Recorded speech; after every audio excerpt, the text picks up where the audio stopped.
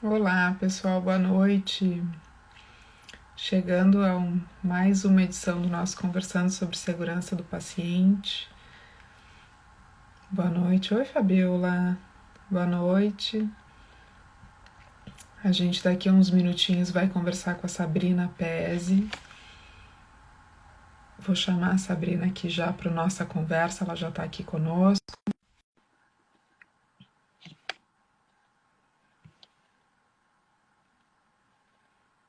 Sabrina já chegando. Oi.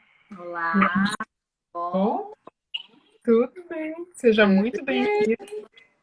obrigada. Sabe, tu acredita que essa é a nossa 14ª edição? Toda Nossa, semana a gente se reúne para conversar sobre segurança, algum aspecto relacionado sobre segurança do paciente. E já estamos há 14 semanas conversando, né? Então, bastante gente boa já passou por aqui. Para nós é uma honra te ter aqui, né? Tu tá, assim, a gente fica encantado sempre de te ouvir. E sempre é muito bom te ter conosco. que show! Estou muito feliz pelo convite, né? Eu sou uma seguidora, então para mim é um privilégio estar aqui e agradeço, super agradeço a oportunidade de estar aqui conversando com todo mundo. Que bom. Eu vou começar apresentando um pouquinho o nosso tema, já que deu um oi aqui, a gente tá, enquanto o pessoal vai chegando, o nosso tema de hoje é sobre gestão de dados da saúde e os seus impactos legais. Meu nome é Caroline Souto, eu sou diretora da Safety for Me, estou tendo a honra de receber aqui a Sabrina Pes. Eu tenho uma colinha aqui, porque o teu currículo tá grande, né, Sabrina? Então eu tô com uma colinha aqui. A Sabrina é gerente executiva jurídica e compliance da Unimed Porto Alegre, graduada em Direito pela Unicinos, mestre em Processo e Jurisdição pela PUC, é membro do Comitê Jurídico Estratégico da Anshan, no capítulo aqui no Rio Grande do Sul, e também integra o Fórum de Mulheres e Conselho no capítulo do Rio Grande do Sul do IBGC. Recentemente, né, essa notícia é fresquinha, está entre os executivos jurídicos mais admirados do Brasil. Eu fiquei tão feliz e orgulhosa quando eu vi teu nome lá. Eu disse, cara, que maravilha te ter naquele time lá tão seleto. Um monte de gente de São Paulo, do Rio, e tu tá lá representando o Rio Grande do Sul, né? Que bom, que bom. Show de bola. Estamos recebendo aqui já o Ângelo, a Luthier Saúde está conosco. Estamos com bastante gente chegando aqui dentro da nossa conversa. Sabe, vamos dar mais uns 2 minutinhos até todo mundo ir chegando. E a gente também ir perdendo o nervoso, fazer live no Instagram. A gente faz, mas o frio na barriga é sempre o mesmo, assim, no E início é é sempre... engraçado que essa é a minha primeira, Carol, a minha estreia, e já fiz algumas nas mais variadas plataformas, mas realmente no meu Instagram. E estou muito feliz por isso, né? estreia. Estar aqui contigo, né? Vamos junto, qualquer coisa a gente vai Vamos se... lá, O bom é que a gente já se conhece há um tempo, então qualquer coisa a gente dá uma, tudo né? dominado. Tudo dominado, tudo dominado. A Érica chegou, a Cris também está aqui conosco. Sabe, eu vou começar então, para a gente ir aquecendo. O Instagram ele tem uma coisa maravilhosa que é 1 hora de conversa, e depois de 1 hora ele gentilmente nos corta. Então vamos começando aqui, aquecendo nossa conversa, falando um pouquinho sobre essa legislação, a LGPD, né? E ela vem para trazer maior segurança em relação a dados e a dados sensíveis. O que tu pode nos falar assim, em relação a dados sensíveis? O que é isso dentro do contexto de saúde? O que eu diria, assim, dessa legislação, eu até tive a oportunidade de interagir com a legislação desde as primeiras notícias, né? Então, é uma legislação que ainda não entrou em vigor. Existe toda uma discussão, inclusive, com relação a isso. Alguns ainda acreditando de que a gente vai ter mais tempo, né? Em razão das postergações e indefinições com relação à vigência. Mas eu tive a oportunidade de, desde que deu notícias da legislação, interagir com ela e a gente percebe que quanto mais a gente esperar, mais atrasado a gente vai estar no tema, né? Não especificamente por um cumprimento legal, Uhum. cumprimento de um requisito legal, mas entender que a gente começa a se apresentar uma nova cultura de dados, né? Eu acho que esse é um fator relevante. Independente de uma legislação que obrigue as empresas a tratarem desse tema, naturalmente a gente vai ser convidado a interagir de uma forma diferente com o dado. Então, é um grande marco, né? Certamente ele traz aí, em termos de interação com o dado, um novo comportamento social, pessoal, né? Começa pelo exercício de cada um de nós, quando alguém num balcão perguntar o nosso CPF, né? E o teu endereço, e o complemento, e o nome do pai, e o nome da mãe, e a gente vai dando e segue dando os dados, né? Sem muitas vezes nem perguntar exatamente o que tu vai fazer com esse dado que é meu, né? Então, acho que é um reposicionamento, um reentendimento geral, e especialmente se tratando de saúde, né? A gente entra no ponto mais crítico da legislação, que é a proteção da proteção. É o dado hiperprotegido, que é o dado sensível, né? Então, a legislação, ela trata do dado pessoal, mas ela trata do dado pessoal sensível, que traz um cuidado e uma proteção ainda maior pela legislação. Especialmente, né, existe um rol ali no artigo 5º da legislação, mas os dados atinentes à saúde, eles estão relacionados a essa categoria de dados sensíveis. Interessante, você sabe que tu traz assim sobre uma mudança do seu ponto de vista de gestão de dados. A gente tem que olhar para isso diferente e as instituições têm que olhar para isso diferente também, né? Então é realmente uma mudança de cultura da utilização e a gente poder ser mais protagonista enquanto no contexto de saúde, até enquanto paciente, de entender a serviço do que tu está me pedindo todas essas informações, né? Bem E na saúde a gente vai viver assim o que a gente percebe até pelo posicionamento de atenção preventiva à saúde, né? Muito das iniciativas, dos programas, né? De novas soluções, de novos produtos, de novos negócios em saúde, eles vão partir da análise histórica, né? De dados. E quando a gente fala de mudança cultural, eu acho que passa por isso, Carol, porque quando a empresa, de certa forma, acolhia aquele dado, captava aquele dado, ela entendia que o dado era seu, né? Então, muitas empresas até diziam, nossa, né, a nossa captação de dados, a nossa base de dados, né?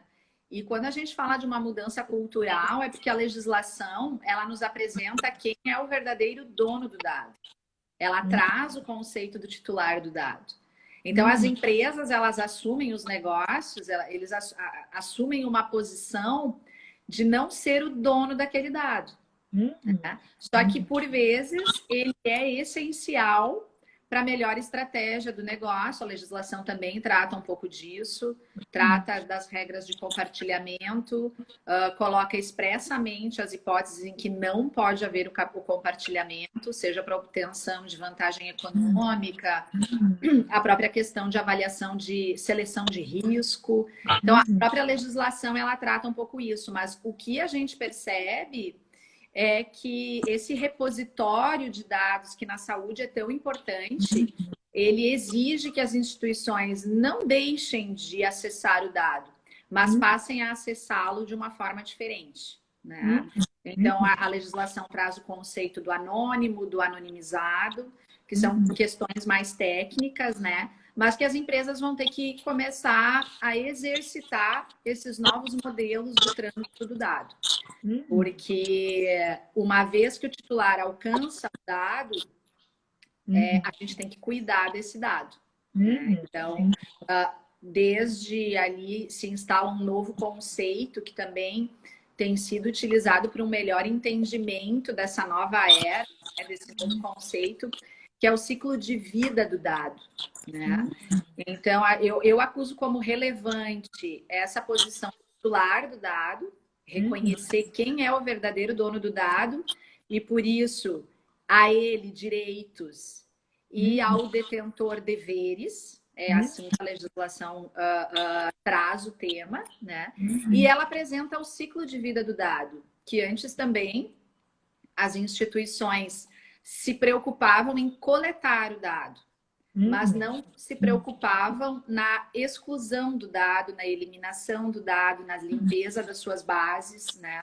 E a legislação, ela traz a ideia do ciclo de vida. Então, como é que nasce o direito? Ele nasce a partir de princípios que a legislação orienta, tem um artigo que trata todos os princípios que passam a orientar a proteção de dados, né? Traz o conceito das hipóteses legais. Então, hoje eu só capto um dado se eu tiver alguma finalidade específica. Então, são os enquadramentos que a legislação dá. Tem os enquadramentos dos dados pessoais e os enquadramentos dos dados sensíveis, né? E a partir daí eu tenho a vida do dado, que é onde eu vou exercitar o direito por parte do titular, o dever por parte do controlador operador, que são duas figuras que a legislação também traz. E eu ainda tenho que enfrentar a morte do dado, que é quando a sua finalidade se esvazia e aí eu preciso dar um tratamento. Eu não posso mais ficar com aqueles dados sem uma justificativa plausível na minha base. Então, essa analogia do ciclo de vida, ela facilita, né, metodologicamente, a absorção de todos esses conceitos que são traduzidos pela lei em artigos, né, e que fecha o descumprimento ou a não observação de tudo isso com penalidades, né, com variações bastante específicas, mas que podem chegar aí a limites de multas bastante expressivas, a serem orientadas por uma autoridade nacional que ainda está em vias de, né? Também não temos ainda a figura da autoridade nacional. Então, não há dúvidas que se trata de um novo conceito. Não é só uma legislação que as instituições olhem por cumprir ou não cumprir, né? Existe um conceito por trás de tudo isso que no momento em que a sociedade entender, naturalmente a gente vai passar por essa mudança de conceito, por isso a vinculação desse tema também com o tratamento de cultura dentro das organizações. Tu traz, isso muda muito, né? Sabe, eu nunca tinha visto essa coisa da cultura do ciclo de vida do dado, porque, de uma forma geral, as instituições coletam muitas informações, às vezes até porque está ali o campo, a gente nem sabe muito bem o que é que a gente vai fazer com aquilo. De uma forma geral, as instituições coletam muitas informações e sem o descarte adequado depois. Então, isso tem uma mudança bastante grande no jeito como as instituições, de uma forma geral, se apropriam e utilizam as informações, né? Exatamente. E acho que esse até lá no início, né, nas primeiras falas da legislação, rodou um videozinho na internet que era uma brincadeira, assim, numa farmácia. As pessoas entravam na farmácia, isso foi gravado, depois teve autorização, mas ela filmava o comportamento das pessoas. Então, a pessoa entrou na farmácia para comprar uma caixinha de pastilhas. E aí o atendente dizia, eu preciso fazer um cadastro. E aí ele começava a pedir muitas coisas, tipo, até se você tem um bichinho de estimação, qual é o nome do seu bichinho. E as pessoas olhavam, tipo, mas respondiam. Mas é importante para o cadastro. Ninguém desistiu da compra, ninguém deixou de dar o dado, embora parecesse estranho e até sem nenhuma justificativa do porquê que isso tinha a ver, né? Mas aquele vídeo, ele traduz um pouco do que é o comportamento, né? Então, aí a gente vê o grande desafio que as instituições têm, porque o dado, ele transita por toda a cadeia de negócio, né? Então, todos precisarão aprender e saber lidar com o dado, né?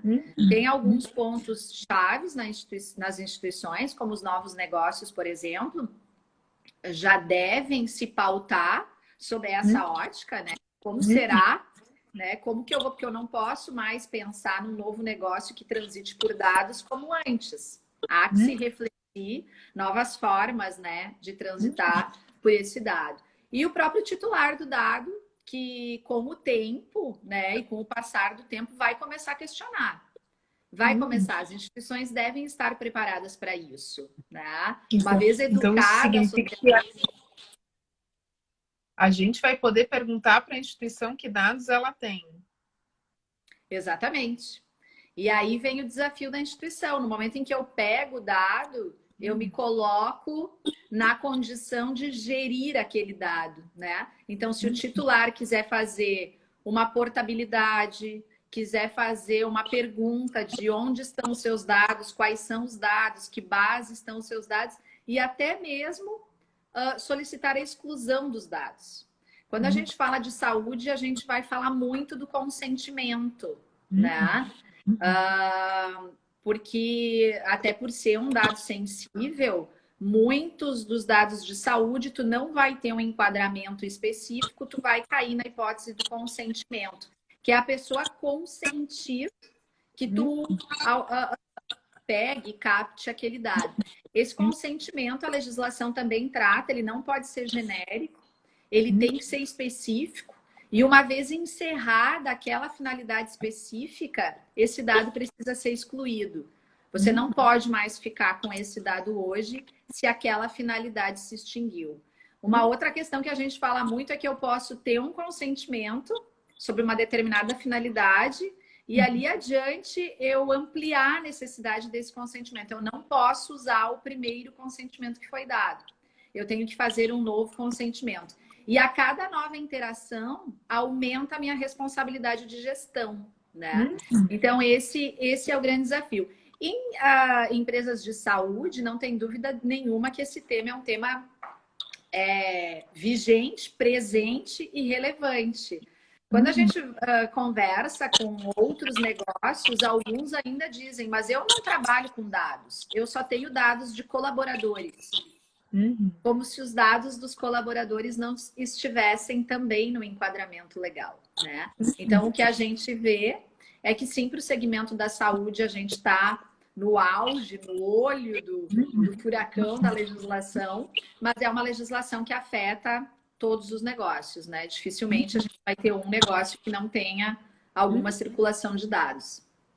Interessante. Então, a gente está falando sobre dados do cliente, dados do colaborador, dados do fornecedor, dados de uma forma geral, né, Sabrina? Dados de uma forma geral, exatamente. Isso, então, pelo que eu estou te ouvindo, assim, a gente já estudou um pouco da legislação, enfim, aqui dentro da Safety for Me cumprimos as exigências por dados anonimizados e anônimos, mas isso, de uma forma geral, o impacto da LGPD é bastante grande para as instituições, muito, né? Muito. Por isso, muitos estão adiando o tema sob a condição da vigência da lei, né? Lá no início, a gente ouvia um pouco isso. Isso não vai pegar. Aplicar essa legislação é quase impossível, né? E o que a gente vê, já passamos aí, estamos quase há 2 anos, né, da notícia da legislação. Então, esse tempo, para quem começou desde o início, é positivo, porque ganhamos tempo, né? Mas para quem ainda não começou a olhar para esse tema, realmente é um ponto de atenção, eu diria. É um ponto de atenção. Porque a hora que entrar em vigor e a gente tiver autoridade nacional, eu acho que também no segmento da saúde, um ponto importante, até para a gente fazer as reflexões, né?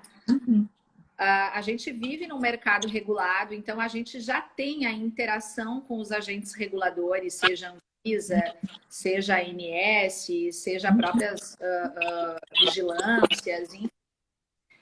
A gente já sabe como é que é, né? São edições, normativos em cima de normativos, né? A ANS, nós vivemos a maturidade, o órgão regulador nasceu e ele foi amadurecendo junto com as suas legislações e o mercado amadurecendo junto com ele. Ao ponto de nós termos em dado momento, alguns bons anos atrás, né? Um número de normativos maior que o dia útil do ano. Então, nós chegávamos ao final de um ano com mais de 365 normativos emitidos. Isso movimenta o negócio de uma forma absurda, né? Agora, na pandemia, a gente viveu um pouco disso, né? Independente do segmento. Dorme com um normativo e acorda com outro. A gente nem terminou de emitir a orientação de um normativo, já amanhece com outro.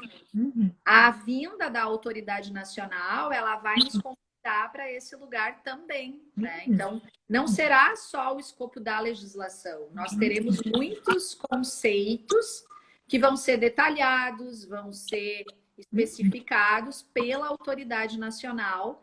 Então, ainda que a gente diga, estamos prontos para a entrada em vigor da lei, quando entrar a autoridade nacional, a gente certamente vai estar aí num segmento muito ativo de adequação, entendimento e adequação, né? Porque não sabemos exatamente como será esse dia a dia, né? Muito, muito interessante, sabe? Tu foi falando agora sobre a ANS, a Anvisa e essas questões legais. Os impactos legais, eles se tornam um olhar estratégico para dentro da organização, porque do dia para a noite o teu negócio pode mudar completamente.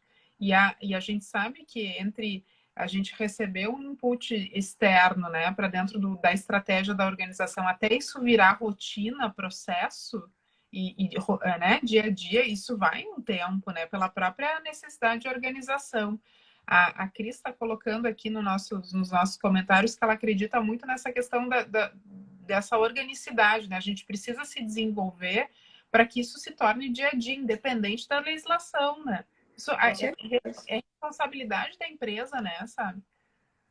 Isso é. E por isso, assim, já era, né? Se a gente for pensar, mas é que a gente não exercita o tema sobre este enfoque. A legislação nos convida a isso, né? Então, também a gente fala muito sobre a experiência internacional com relação a esse tema, né? Que outros países têm uma visão com relação ao dado muito mais madura do que a nossa, né? A LGPD, como tem sido chamada, a Lei Geral de Proteção de Dados Pessoais, ela é um espelho da GDPR, então uma legislação europeia, mas a gente vê que os parâmetros para um exercício de maturidade da comunidade com dados, né, em outros países é muito maior do que aqui no Brasil, embora eu já vi algumas discussões, inclusive com alguns colegas que atuam nos Estados Unidos, que tem alguns pontos da nossa legislação que inclusive são melhores que a de lá. E aí eu acho que a gente vai aprendendo, né, e vai vendo isso, mas o que é importante para os negócios hoje? Tem um tema muito relevante que transita por aí, que é o vazamento do dado, né? Então, esse é um ponto que, há algum tempo atrás, as empresas poderiam pensar, mas eu não tenho esse problema aqui, meu dado está protegido, né? E eu não vou ter vazamento. Hoje, para quem lida com esses temas de segurança da informação, né? E que aí a proteção de dados conecta com essa expertise, né? O que a gente vê? A gente não fala mais se eu vou ter ou não um vazamento de dados, é quando eu vou ter o vazamento de dados. Né? Agora, com a pandemia, se fala muito nisso, que a exposição ela está muito maior, porque o trânsito da informação ele está praticamente virtual, né? Quando é que a gente estaria aqui se não fôssemos, né, em pandemia? A gente teria organizado um evento presencial e a gente estaria lá naquela salinha fechada, conversando, sabendo exatamente com quem a gente está falando, olhando olho no olho, e agora a gente está com esse trânsito, né, totalmente digital. Então, fala-se, inclusive, que em meses de pandemia haverá o maior vazamento de dados da história. Eu digo, eu nem gostaria de ouvir essa notícia. Então, para aquelas empresas, para aqueles negócios que estão esperando a vigência da lei, eu não falaria sobre a ótica de penalidades da lei, mas o que representa para uma instituição ter uma notícia de vazamento de dados independentemente da legislação ou das penalidades que ela venha a impor. Então, acho que é um exercício que naturalmente nós vamos ser convidados, né? E volta, né? A gente não vai retroceder nesses conceitos, né? Eu acredito muito nisso. Sim. E aí tem um ponto que tu fala, assim, eu fico ouvindo, nós estamos falando sobre o ponto de vista de adequação de lei, isso mexe em matriz de risco das organizações, Nós estamos falando sobre a LGPD em conjunção com compliance, né, sabe? Tu tá lá olhando a LGPD, compliance, auditoria, tem toda um novo rearranjo que as organizações precisam dar conta para não à luz da legislação, mas para dar conta dessa nova realidade digital. A gente está vivendo uma nova realidade digital na saúde, né? Então, uma nova interlocução interna é necessária para dar conta de tudo.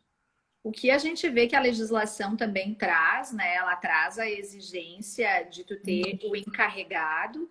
Então, ela sugere a instituição de um programa de governança de privacidade de dados. E entre alguns requisitos desse programa, a legislação exige a indicação do encarregado na legislação europeia, o chamado DPO, que é a pessoa na instituição responsável pela proteção de dados, né? Passa a ser uma referência do tema internamente e externamente. Então, é o profissional que vai se comunicar com a autoridade nacional, que vai se comunicar com os titulares de dados, que vai estar à frente de uma resposta de incidentes, por exemplo, né? Porque nesse tema, tu vai ter o dia a dia da operação, que é vou pegar ou não vou pegar o dado, então essa pré-seleção. Se eu pegar, eu tenho que ter os conceitos de gestão. E no momento em que encerrar a finalidade, eu vou excluir. Isso passa a ser uma rotina operacional do tema dentro dos negócios. Mas eu tenho também que ter, a legislação exige isso, posicionamentos para situações de crise. Então, quando tu faz a conexão com riscos, tu está corretíssima, a legislação já faz e nos coloca nessa obrigação. No momento em que ela exige um posicionamento da empresa para o tratamento do incidente dentro de uma gestão de crise, e que aí vai recomendar-se às instituições ter um comitê de crise, ter uma política de resposta a incidentes, né? Ter essa conexão, porque quando se fala do encarregado, muitos perguntam qual é o perfil desse profissional, né? Quem é esse profissional? Bom, é o profissional que entende de tecnologia, que entende de direito, que entende de riscos, que entende do compliance, que entende... Ele é um super profissional, né? Isso é praticamente impossível. Tu reunir em expertise máxima todos esses conhecimentos. Então, o que a gente vê é que o tema ele é multidisciplinar, não tenha dúvida nenhuma, né? Tu tem uma interação muito forte de compliance, porque é uma legislação de compliance, com a área de segurança da informação, que via de regra transita dentro de tecnologia da informação, comitê de crise, gestão de crise e riscos, né? Então, são os pilares aí de expertises e provavelmente de áreas, de setores que vão interagir mutuamente, né? E quase que numa mistura, numa sinergia que a gente não consegue dizer aonde começa a atuação de um e onde termina a atuação do outro, né? E isso no exercício do dia a dia é muito legal, porque nos coloca em construções conjuntas, né? Necessárias e conjuntas, e a gente percebe o quanto a gente tem a agregar com esse olhar multidisciplinar com relação ao tema, né? Sim, muito interessante. Sabe, ouvindo assim, tem uma série de desafios aí que as organizações precisam dar conta, já precisam dar conta hoje, daqui para frente só vai aumentar. O que tu acha que, assim, na tua visão, que é essencial as empresas para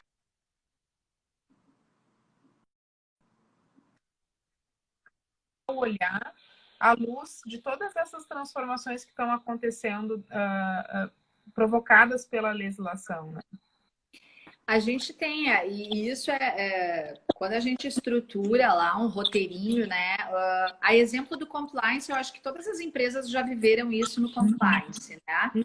Que foi o tema que veio como um tema da moda, não vai pegar e tal. Bom, enfim, pegou, hoje já meio que é algo que naturalmente a gente fala, naturalmente a gente se posiciona, naturalmente a gente exige isso daqueles que se relacionam conosco. E no compliance a gente tem a exigência, inclusive por legislação, de um programa de compliance ou um programa de integridade. A legislação, a LGPD, ela traz quase que o mesmo conceito. Então, a gente poderia fazer esse exercício para quem já instituiu programas de integridade ou programas de compliance, né? A gente tem a mesma necessidade de iniciar o tema pela sensibilização da alta administração. Tu não consegue fazer uma construção desta temática, né, sem ter a adesão e, né, o estímulo da alta administração com relação a esse tema. Então, o programa necessariamente ele vai começar pela sensibilização da alta administração, isso faz sentido no meu negócio, né? Um requisito formal necessário é a designação do responsável pelos dados, que é o encarregado. Então, esse é um requisito formal ali. Mas, inclusive, quando eu tive a oportunidade de trabalhar nesse tema, não é o primeiro. Porque, às vezes, a gente precisa entender o que é o tema dentro da instituição para conseguir enxergar quem será essa pessoa dentro da instituição. Então, muitas vezes, as consultorias sugerem que a gente faça esse cheque na largada, né? Designa alguém. Mas eu acredito que a experiência de entender o conceito, o tema dentro da empresa ajuda na designação desse profissional, tá? Vai passar naturalmente pelos pilares de treinamento e comunicação, né, de todos que interagem conosco, então muito a semelhança dos programas de integridade. E o primeiro grande mão na massa é o mapeamento das operações de tratamento de dados sensíveis no teu negócio. Então, vai passar necessariamente por um diagnóstico, né? A maioria das consultorias estruturam isso a partir da aplicação de questionários. Questionários que entram para as áreas de negócio e que as áreas respondem em quais dos seus processos nós temos o trânsito desses dados, operações de tratamento de dados, né? Então, esse é o primeiro exercício. É só assim que a gente consegue entender aonde o tema está presente desde já na instituição. E o olhar destacado para os novos negócios desde já. Tudo que entra, já entra no novo conceito, né? Depois que tu mapeou, né, como se fosse simples, né? Eu falando assim, parece ser super simples. Em estruturas complexas, esse diagnóstico aí, ele vai levar, assim, ó, no mínimo, uns 6 meses, com um trabalho, assim, árduo. Porque tu tem uma primeira checagem, uma segunda checagem, até que tu chega na origem daquela operação para ter certeza se tu tem ou não tem, né, uma operação de tratamento de dados ali. Depois que tu fechou esse cenário, tu vai fazer o enquadramento. Porque se tu tem essa operação, tu vai ter que checar se ela é válida, se ela ainda é necessária no negócio e se ela for, qual é o enquadramento legal que tu vai fazer naquela hipótese que justifique tu seguir com aquele dado, né? E aí, depois disso, a gente segue, né, ali, acho que teve alguém que falou da organização, o tratamento orgânico do dado é isso, e a gente vai estar sempre em atividade, né? Com relação ao tema. Isso, com certeza, não é algo que a gente vai fazer, vai fechar e pronto, e implementamos a legislação. A gente vai estar olhando para esse tema todo dia, ele passa a ser um processo dentro da empresa. Tem etapas bem críticas aí, né, dentro da organização, e agora o Renato está lá diretamente de Londres participando. Olha! Aqui a gente está super internacional. O Renato está te perguntando, Sabrina, como que tu percebe a sensibilização e empoderamento dos consumidores para entenderem a relevância da LGPD e não causar impacto negativo nos negócios? Então, parece que nesse diagnóstico tem essa etapa crítica de entendimento interno, mas também dos pontos de contato, né? E como é que tu vê o consumidor olhando para tudo isso e, eventualmente, não tendo impacto negativo no negócio? Acho que é uma boa pergunta. Esse é o grande desafio, né? Claro que já é um desafio olhar para dentro e organizar o conceito dentro de casa, né? E que é o mais fácil, porque é o que está na mão da instituição e ela vai ordenar. Com relação à comunidade, esse é o grande desafio, né? Não tenha dúvida nenhuma que a nossa grande força é realmente a educação, a comunicação, a sensibilização, porque para o negócio, quanto mais o consumidor estiver informado e ele acabar sendo guardião do seu dado, ele facilita a vida da instituição no momento em que ele questiona. Né? Agora, se ele não questionar e seguir dando o seu dado, eu vou estar sempre com a tendência de ter isso em todas as minhas frentes de negócio. Quanto mais complexo for a estrutura de negócio, maior a vulnerabilidade com relação ao tema, né? Tem toda uma preocupação do momento da captura do dado, mas também uma grande preocupação das empresas com relação ao cuidado desse dado, né? E aqui eu volto para a questão de eventual vazamento de dados. Quando a gente fala de vazamento de dados, não é alguém entrar no meu sistema e atacar o meu dado para capturar o dado. É um operador, é um administrativo, que eventualmente manda um e-mail errado com dados. É eventualmente alguém que extravia um notebook. Isso é vazamento de dados. Isso coloca a instituição em ações de tratamento de incidentes complexos e menos complexos, né? Mas esse é o olhar, e aí eu acredito que até para as instituições, pensando nos seus colaboradores, nos seus parceiros, facilita quando a gente tiver a consciência individual do tema. Porque aí fica fácil. Eu não estou fazendo isso porque a empresa pediu para eu fazer. Eu não estou fazendo isso porque este é o protocolo da empresa. Eu estou fazendo isso porque eu entendi qual é o novo conceito no tratamento de dados. Dos outros, sim, mas do meu em primeiro lugar, né? Então, se eu começo a exercitar isso como cidadão, eu vou transferir isso para todas as minhas relações.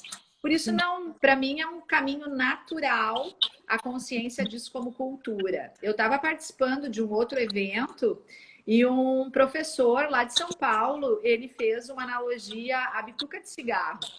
Ele disse que teve uma época que jogava-se a bituca de cigarro como um hábito. Depois a gente foi apresentado a disciplinas e multas para quem tocasse. Aí a gente começou a ver que era estranho quando alguém jogava uma bituca de cigarro, a gente olhava, tipo assim, até que hoje é muito difícil a gente ver alguém jogando uma bituca de cigarro Então, assim, é mais ou menos essa jornada que a gente vai viver com relação à proteção de dados, ao tratamento de dados, à consciência do que é cuidar do dado hoje. E é interessante, sabe? Parece que a gente está precisando fazer um amadurecimento. A gente vai subir de nível o mercado, e aí o mercado de saúde, a gente vai começar a amadurecer isso. Isso vai puxar as organizações para um nível de profissionalismo bastante grande. Porque na medida em que o paciente, o usuário começar a perguntar, o operador de call center vai ter que saber responder. O assistente que está atendendo o cliente, até o nível da gestão mais alta da empresa vai ter que saber responder o que é feito com esse dado, né? E aí aqui tem uma pessoa, o sobrenome é Gutierrez, perguntando como que tu o Douglas Gutierrez. Douglas, seja bem-vindo, Douglas, que bom que tu está aqui conosco. O Douglas está te perguntando como é que tu pensas o volume de busca dos titulares pelos seus dados, pelos seus direitos a partir da vigência da LGPD. O que tu imagina que possa vir a acontecer aí, sabe? Aqui a gente está muito preparado, né? E eu acho que assim tem que ser, de a gente tem os mercados, né?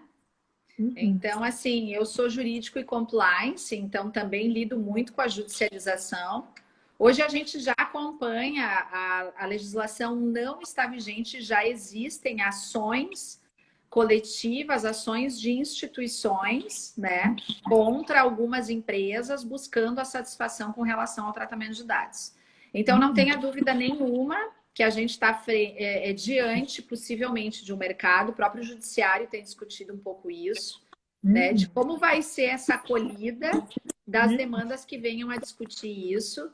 Lá no início a gente discutia que, inclusive, já tinham alguns sites preparados para saiba o que fazer para buscar as suas indenizações caso você não tenha, né, o seu direito enquanto titular de dados garantidos. Então, é um assunto que eu não tenho problema nenhum de falar, porque às vezes, mas você fala disso, Não, é uma realidade, a gente precisa enfrentar a realidade, se preparar para essa realidade, né? Mas como tudo, né? Como todos os temas, eventualmente a gente vai ter algumas discussões, a gente está preparado para um grande volume de acionamentos. Aqui, necessariamente, a gente precisa de recursos tecnológicos para fazer a gestão de todo esse dado nas várias plataformas, nos vários sistemas, nas redes, nos arquivos externos, né? Então, necessariamente, aí tem, dependendo do tamanho da empresa, a necessidade de recursos tecnológicos para a gente conseguir atender ao direito do titular no tempo do exercício desse direito, né? Então, isso também, algumas coisas não estão definidas, a gente espera e tem uma expectativa com a autoridade nacional. A própria questão da resposta do incidente, a legislação diz que as instituições, em sabendo de um vazamento, devem dar notícias do incidente em tempo razoável. Se a gente começar a discutir o que é tempo razoável, né? A gente tem, pode ser horas, pode ser dia, pode ser 24, 48, 72. Então, são delimitações aí que certamente virão da autoridade nacional, mas a gente tem que estar preparado. Eu acho que esse é um ponto importante. Sabe, e nós temos 20 minutos de conversa e eu tenho 3 perguntas que eu sei que vão dar pano para manga aqui. A primeira das minhas últimas 3 perguntas é: recentemente tu assumiu a gerência executiva, né? Ao longo da tua trajetória eu venho te acompanhando há algum tempo e essa construção que tu tem feito. E hoje tu é a gerente executiva, tu consolida desde ouvidoria, o jurídico, o compliance, tu é a DPO da Unimed Porto Alegre. E eu queria que tu, brevemente, se tu pudesse compartilhar conosco, assim, o que foi um grande aprendizado na constituição desse papel e na experiência da cooperativa na construção e adequação, né? Porque eu sei que tu trabalha esse tema há algum tempo já dentro da cooperativa, né? O que tu pode nos contar para as pessoas que estão estruturando seus programas aí para a adequação à LGPD, que foi um grande aprendizado dentro dessa jornada? Eu te diria que é o olhar da oportunidade, né, Carol? Porque pode se apresentar como uma demanda, um super processo, vai dar um baita no trabalho, é uma responsabilidade robusta, não tenha dúvida, de algo que a gente não sabe muito bem o que vai ser, né? Então, a gente pode olhar para isso nas instituições de duas formas: algo que eu nem quero ser visto ou algo que eu posso escrever essa história, né? Então, a LGPD ela se apresenta às instituições como uma folha em branco, que é um grande desafio, né? Para liderar o tema, estruturar o tema, engajar pessoas, porque, como eu falei lá no início, e desde sempre, esse tema não é da assessoria jurídica, não é da Sabrina, esse tema é um tema institucional. A gente tem conversado muito com as lideranças, fazendo esse aprendizado, essa divisão de responsabilidades, digamos assim, né? Porque realmente não é uma tarefa exclusiva do encarregado, muito menos exclusiva dos administradores, né? Então, eu diria que o grande ponto ali é olhar para o tema como uma oportunidade, né? E ser protagonista dessa história, que num primeiro momento pode se colocar um pouco rígida, um pouco conservadora, mas eu não tenho dúvida nenhuma que vai gerar um grande valor adiante, quem sabe até um diferencial competitivo para os negócios. E aí isso traz, né, Carol, fechando ali com a trajetória, um pouco de como eu vejo as coisas na minha carreira, que é sempre aquela questão da oportunidade. Se não der trabalho, gente, não, né? Tem que dar trabalho, vai dar trabalho. Grandes temas dão muito trabalho. Grandes temas nos deixam, às vezes, sem dormir, nos exigem aprender coisas novas, né? Por mais que, sendo formada e tendo atuação no direito, pareça natural, a gente começa a ter que dialogar com outras áreas em que eu me coloco não como aquele que sabe, mas como aquele que quer aprender. Então, hoje eu quero aprender muito de tecnologia da informação, eu quero aprender. Às vezes eu vou para as reuniões, eles falam, eu digo, eu não entendi nada, são códigos, fala de novo, o que é isso? Traduz isso para mim. E talvez é como alguns, quando eu falo do jurídico, se colocam, traduz isso para mim, que eu não entendi nada do que tu falou. Então, eu acho que isso é o bacana no aprendizado de hoje, isso é o bacana das instituições que permitem essa nossa interação, essa nossa troca, né? E te ouvindo falar sobre o teu jeito de olhar sobre a tua história, a tua carreira, não é à toa que tu tá entre os executivos jurídicos mais admirados do Brasil, né? E a gente que te conhece há muito tempo fica cheio de orgulho. A Bia também está falando aqui que tem muito orgulho da tua trajetória, porque eu acho que é isso, esse de troca e de aprendizado constante, né? Sabe? Exatamente.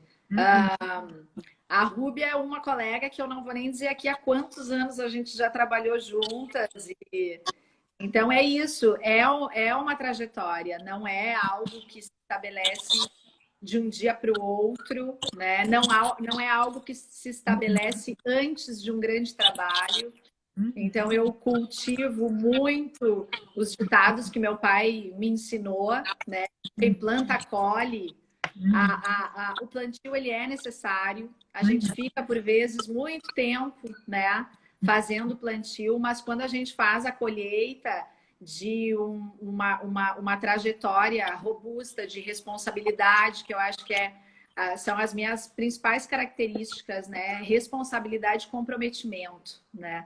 Então, eu estou muito feliz, não tenha dúvida, esse ano, inclusive muito antes de tudo isso, e a minha equipe aí, o meu time lá de assessoria jurídica e compliance é testemunha disso, que um dia eu falei para eles, gente, eu estou cansada de ouvir essa história de que 2020 é ano perdido. Para mim, não será, né? É o ano de a gente se reinventar.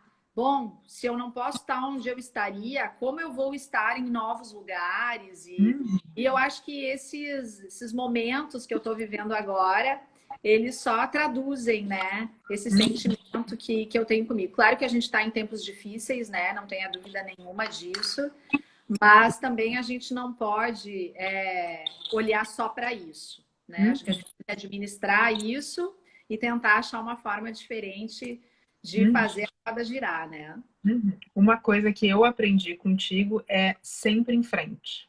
Sempre em frente. Então, é para frente que se vai. Isso é uma coisa que eu lembro de te falar assim com muita...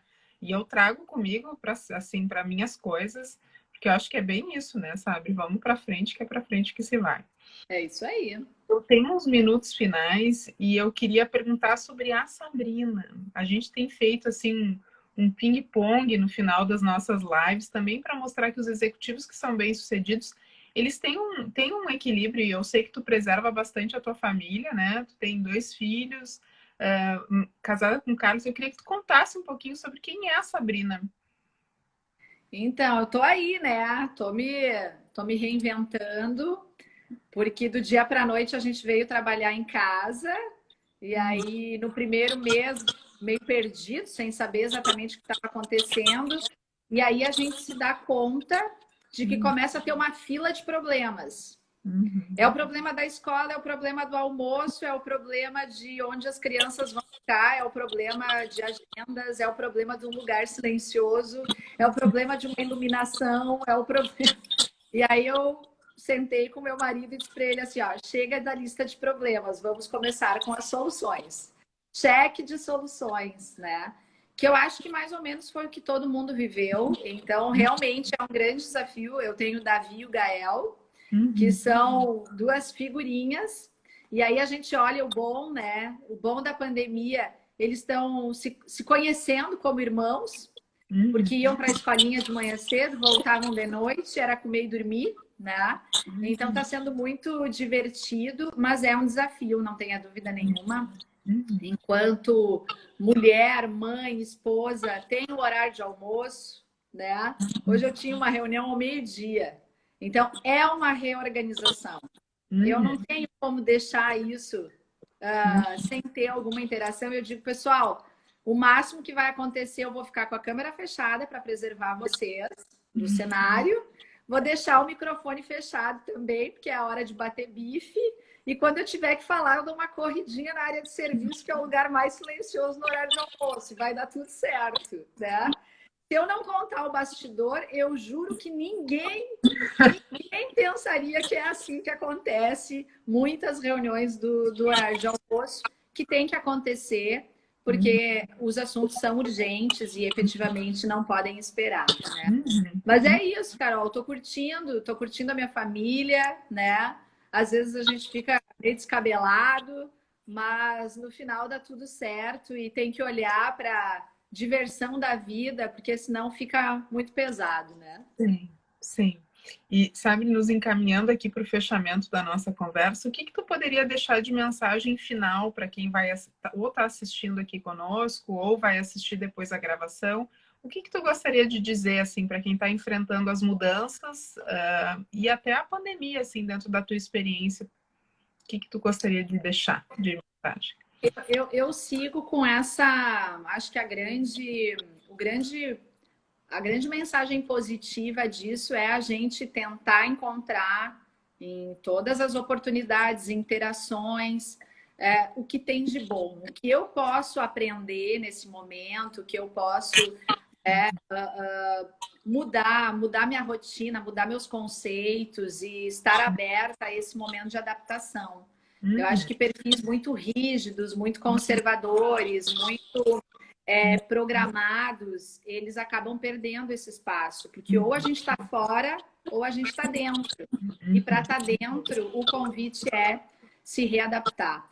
Sobre o tema LGPD, eu diria que é uma grande oportunidade. É um tema que ele vai exigir profissionais, ele vai exigir profissionais que saibam um pouco do tema. Então, certamente, qualquer conhecimento que a gente busque sobre esse assunto, eu não tenho dúvida, passa a ser um diferencial para uma recolocação profissional, para uma nova atuação dentro da empresa. Então, na linha de oportunidade. Que legal. É sempre muito bom te ouvir.